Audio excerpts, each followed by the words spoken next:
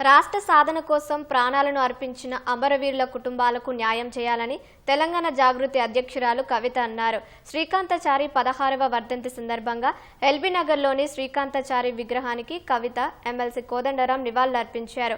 ఉద్యమకారులకు న్యాయం చేస్తామని అధికారంలోకి వచ్చిన కాంగ్రెస్ మాటను నిలబెట్టుకోలేదన్నారు.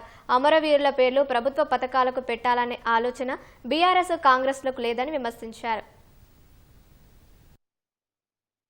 శ్రీకాంతాచారి త్యాగాన్ని మాటల్లో కొలవలేము, అట్లని ఏమని మరి శ్రీకాంతాచారి త్యాగాన్ని కొలవాలో కూడా తెలియనటువంటి పరిస్థితి.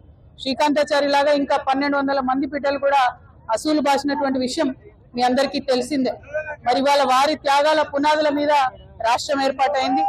ఏర్పాటైన రాష్ట్రంలో ఆనాడున్న బీఆర్ఎస్ గవర్నమెంట్ మరి కొంతమందికి న్యాయం చేసింది, ఇంకా న్యాయం చేయాల్సిన వాళ్ళు ఎంతో మంది ఉన్నారు. ఆనాడు ఉద్యమంలో ఉన్నటువంటి అనేక మందిని మరి గౌరవించుకోవాల్సినటువంటి అవసరం ఉన్నది, ఉద్యమకారులను ఆదుకోవాల్సినటువంటి అవసరం ఉన్నది. తెలంగాణ ఉద్యమకారులు కూడా చాలా మంది త్యాగాలు చేయటం వల్లనే రాష్ట్రం సాధ్యమైంది.